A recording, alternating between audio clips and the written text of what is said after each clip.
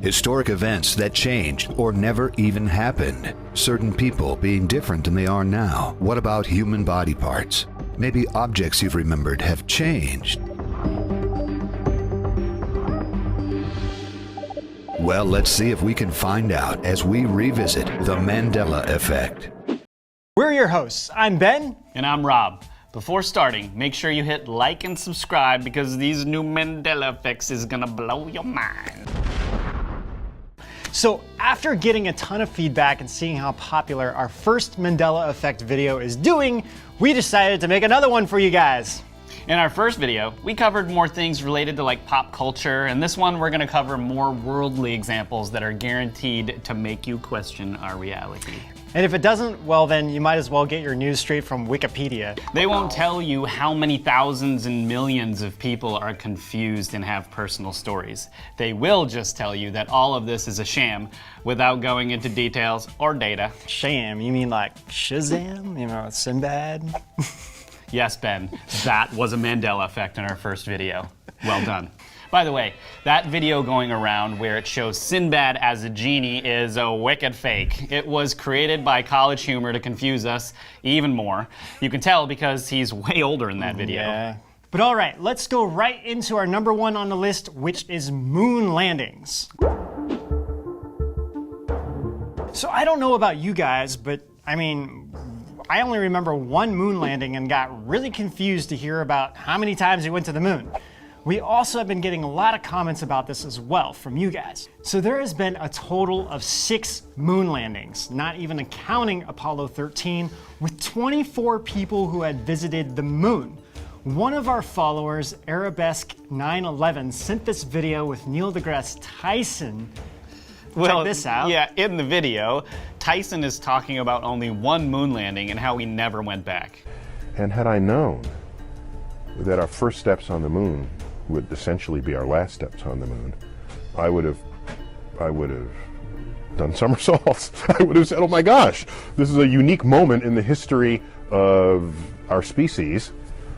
Never to happen again. Let me revel and celebrate and pop champagne corks. I would love to get him on the show and ask him his opinion about this as well. Yeah, the day Tyson agrees to come on our show is the day that the Earth really does become a flat pancake.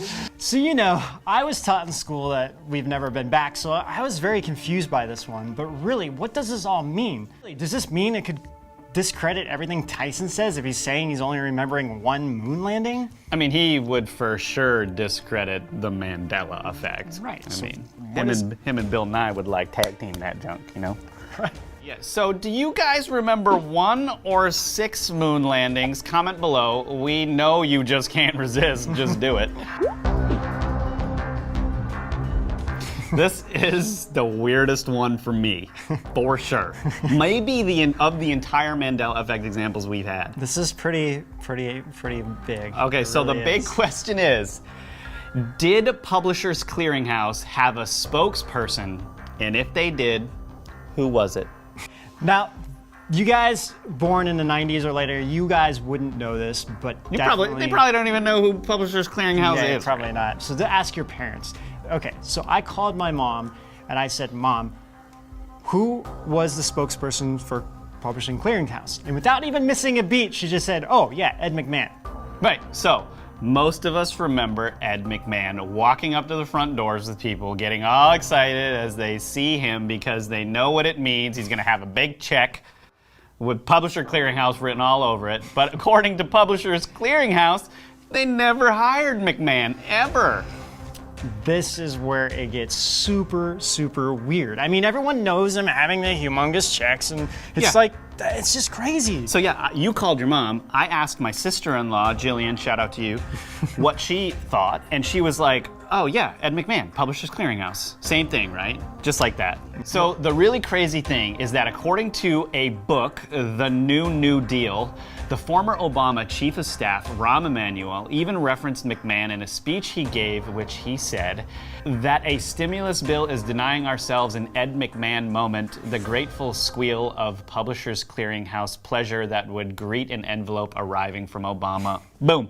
To make things even more crazy, in the 90s, David Letterman had hosted Carson on his show. Carson references Ed while holding a large check. Play it. I'll tell you why I'm here. I happen to be in town over doing some stuff for the NBC affiliate. That's right. And, you know, Ed McMahon, our good friend,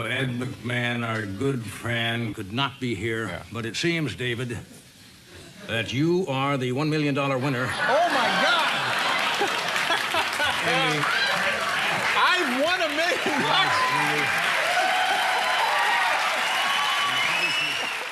Try to disprove this one, Snopes. Ben, dude, I remember this so clearly because aside from, you know, Johnny Carson joking about this, I used to remember my parents getting like weekly mailers to the house, and I used to always stare at the illustration of Ed McMahon on the mailer in the upper right-hand corner. Yeah. So according to Publishers Clearing House, they have never ever hired any person as a spokesperson. Ever. I'm not getting over this one. This is Like weird. Feeling This is right up there with Moonraker for It's me. super weird. Okay, so out of all of the Mandela effects on our list, I would say for sure this one is the strangest because there are already so many conspiracies revolving around this, the JFK assassination. So the big question is, for you guys who already don't know about this one, do you guys remember 4 people in the car or 6 people in the car? So there are also discrepancies on where he was shot. Some reports and diagrams say it was in the back, some say it was in the head. According to whistleblower William Cooper, who wrote Behold a Pale Horse, he said he decided to come out publicly after learning about what happened to JFK and was then consequently killed in 2001 right after 9/11 happened. In the Zapruder film of the shooting, Cooper says that you can see the driver leaning over with the silver gun, shooting Kennedy, and then that Lee Harvey Oswald was just kind of like a patsy or a victim of mind control. So, but in this video, we don't dive into this conspiracy because it's a huge, massive, like 6-part episode. We will, however, go into this when we start talking about Majestic 12. So make sure you keep an eye out for that video because that's pretty cool. Okay, but let's get back. Was there 4 or 6 people in the car? The video shows 6. However, there is some evidence to support that this could be a Mandela effect. For one, there are 2 cars in museums of the JFK Presidential Library and the museum in Boston and the Dahl Auto Museum in La Crosse, Wisconsin that both have 4 seats. But why would the museum only have 4 seats? Another interesting fact is that there is a photo taken by Dwayne Robertson which shows a 4-seater car with only JFK and Jackie in the car and 2 people in the front seats. However, it seems somehow in other photos in the same sequence all of a sudden you see 6. So is this some kind of residual effect or something? One really weird one that many people are pointing out is that the inside spread of Life magazine at the time has a 4-seater car with flowers right after the shooting happened. Now, this is where it gets a little weird because on Getty Images, they have this photo and it states that it's the Vice President Johnson's car. Lyndon Baines Johnson. Yeah, Lyndon Baines Johnson. So why would Life magazine publish this car if it's not Kennedy's car and instead the Vice President? It's just really weird. I mean, yeah, it could be fake news. I mean, look at CNN. Not a real thing comes off of CNN these days. But I digress. Finally, the other weird thing is the Secret Service did a reenactment of the assassination and made a video of this, which only shows 4 seats. Here are some images from that reenactment. So Ben, what do you think? You know, honestly, I'm not really sure on this one because I don't know this. It's too loaded, right? Yeah, and it's kind of like happened before my time, and I remember seeing the videos, but if someone were to ask me, I probably, off the top of my head, I would have said 4. What do you guys think? Is this a Mandela effect or not? Do you have more knowledge on the subject? Because we can't figure any of this out, and probably there's been a whole lot to this cover-up. Right, that is very sure. Okay, let's go to the big one. All right, so some people say that even our bodies have changed along with this Mandela effect, such as our heart is more in the center than it was before, our eye sockets have gotten a little deeper, and some say they don't remember the bone behind them. Okay. Oh, So- like the eye socket Yeah, bones, yeah, right? yeah. Okay, yeah, like it was just a hole in there. There were no bones back there. Okay, right. That is a little weird to me, actually, that one. Okay, also, some believe our liver has gotten bigger and higher up in the body, along with our kidneys. But this one is hard to prove because it isn't like you just open up your body and look, people. But anyway, to me, these eye sockets ones are a little weird because a few months ago, I woke up one time and I was looking in the mirror and I felt like my eyes were deeper. Like they were coming over, like the bones here were protruding over more than usual.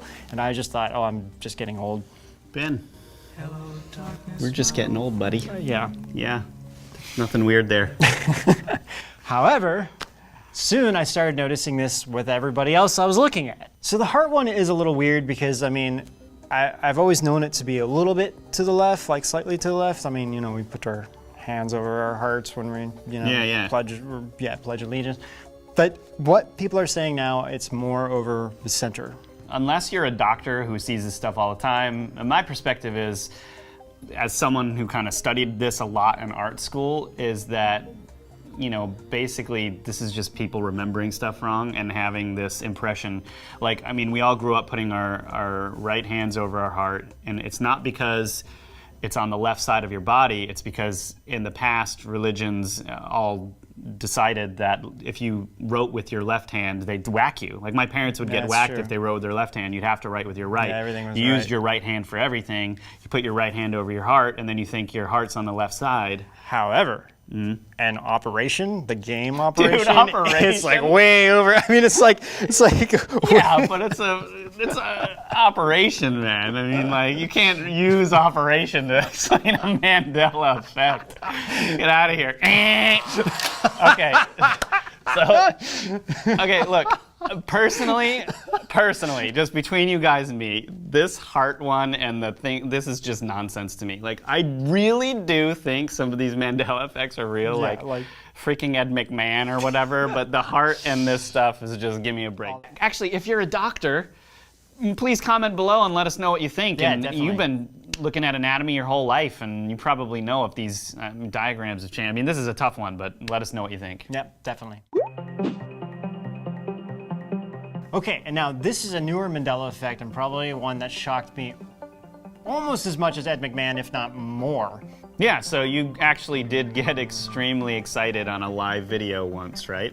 Was it the Denver airport one? Yeah, we did the Denver airport one. Okay, so when I fly, I always have to get the cheap seats, right? So I'm always in the back of the plane, right? In the back of the plane, you sit there, you look out the window, you can't see anything because there should be an engine right there, right? You can only get like a partial view. Well, if you're in the middle to the back, Yeah, right? middle Because where to the back. wing is, Yeah, right? almost every single time I did. Right, yeah. okay. You know, and I've never really sit in the beginning of the plane. When we were going to contact in the desert, this is the first time it hit me, and it just blew me away that all of the engines I was seeing was in the front of the wing. I remember that plane trip. Ben just kept looking over going, dude, the engine's in a different place. And I was like, all right, man, it's a freaking 5-hour flight here. But it was just like so shocking to me. I look out the window and I'm like, what the heck? Then we're getting off of the plane and Ben's like, where's the pilot? He walks up to the pilot, he's like, have the engines always been like that? And the pilot's like, yeah. Yeah, right, I think so.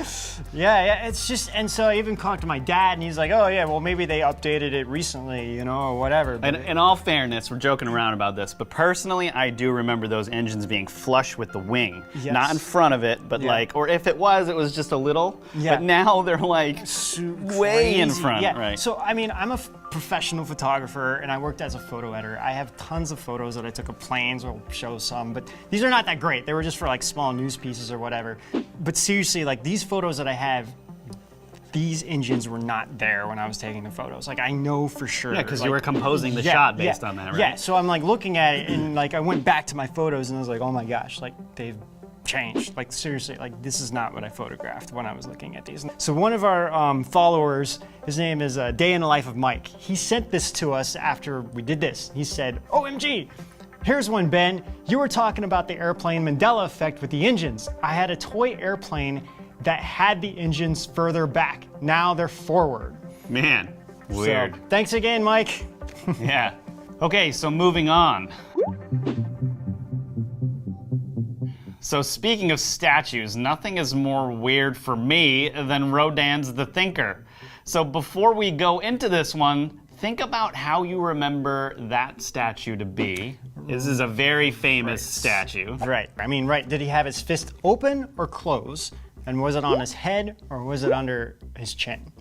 And what makes this so strange is that people are posing right now in front with the wrong pose, right? Yes. That doesn't make any sense. Right. So he has his like hand open. He's like this now. Yeah. It's a very Rodin, funky, weird thing like this, right? I can't do it. He's like this. But we all remember it. But going like everyone this. always remembers this. Yeah, exactly. Right? I have my glasses Like on. I can't this do or that. something. Yeah, exactly. And it was more like this, but But his fist, he had a closed fist though. Did he? Yeah, oh yeah, definitely had a closed fist. personally, I don't remember this one, so I can't say for sure. It's not as sure for me as Ed McMahon was. You know, to me, it's like I remember looking at this thing and thinking he's really in a deep thought. Now it looks like he's just like watching ants crawl on the floor. All right, but speaking of statues, let's go into the next crazy one. So I came to New York in 2008 and was really shocked to hear, for one, that the statue was on Liberty Island and not Ellis Island, which is what I learned in school. Yeah, my knee-jerk reaction when you asked me what island it was on, I was like, Ellis. You interested? Yeah, I thought it was. Yeah. I mean, I came here with my parents, and we were all shocked to see it. For one, it was like further away than what we remembered, like what I remember seeing photos, and it was like, man, it's really far out there.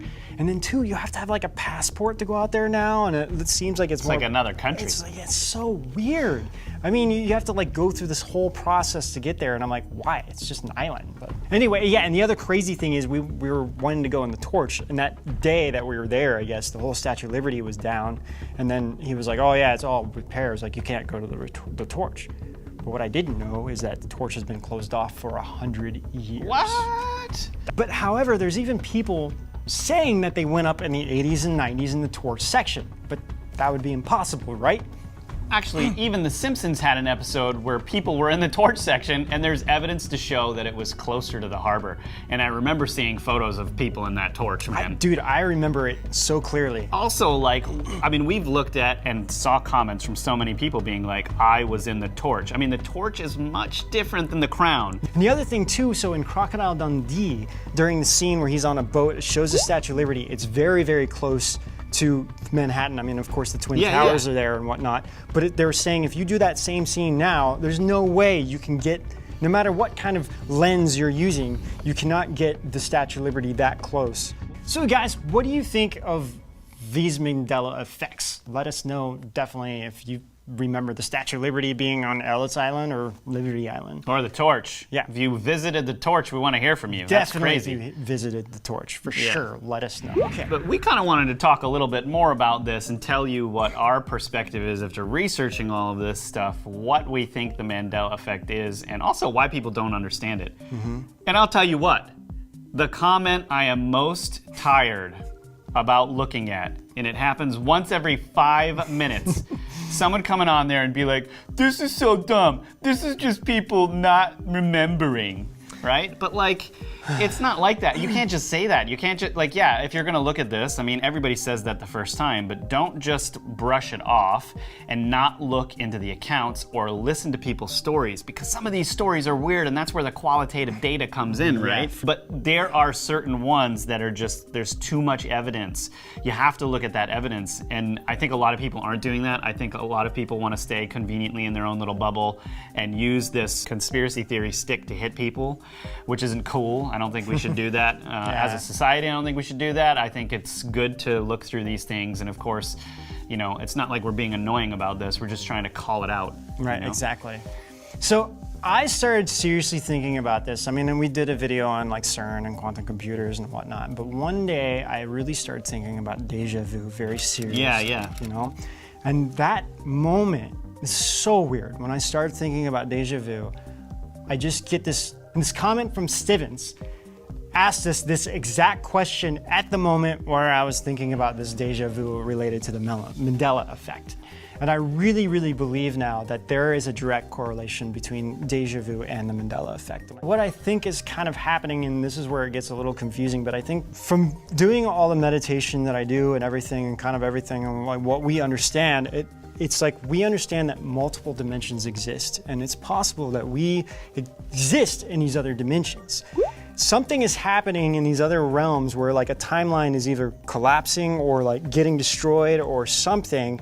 And I believe that what's happening is that with deja vu, it's kind of like the past, present, and the future kind of converge with our timeline. And what we're remembering may actually be remnants of memories from another timeline that's like collapsing, and then it comes over here to kind of save what's going on, or vice versa. Maybe even something happened on this timeline and it's like being brought over into another timeline. I mean, if you're looking at it from that perspective, it's like there's these positive changes that are really happening. It's like the Cabal or Illuminati or whatever you want to say is supposed to take over by this point, right? That was their whole plan. After 2012, they're going to take over everything. So there is something going on potentially, is what you're saying. Yes. And this is a theory, obviously. Yeah.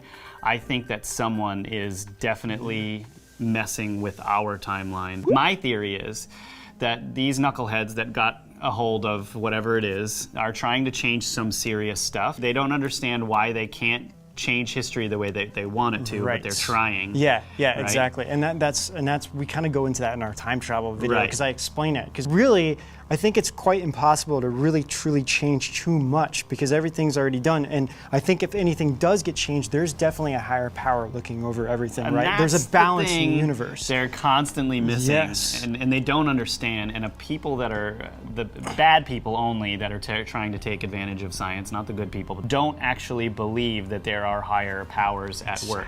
You can't just say, "Oh, I have no evidence they don't exist," and just say blanket they don't exist. Like that's how science operates, right? Right, exactly. I don't believe something until I see it, and it's not a healthy way of. Exactly. How are you going to make improvements? No matter what, something big is happening in our world and our universe. And I think that's it. Yeah, I That think so. pretty much wraps up this episode. you guys out there are probably like, whoa, what are these guys on? It looks like they're talking about like something on chronic. No, we're not at all. Actually. We don't do the drugs. We stay off of them. Meditate. Anyway, guys, let us know what you think about these Mandela Effect examples. We're actually going to do another episode on Mandela Effect examples. It's going to get a little bit wild. Well, yeah. That one will just be like more going through all different stuff. So All kinds of stuff. So hang on to your seats. We'll be going there soon. And until next time, we'll see you guys out. on the edge. Hey guys, hope you're enjoying this episode. If you want to watch the rest and get access to our full catalog of content with hundreds of videos that will keep you entertained for hours and hours, subscribe to Rise.tv. Also, don't forget to hit like and subscribe so you don't miss a single new drop. Yeah, and we'll see you out On the edge.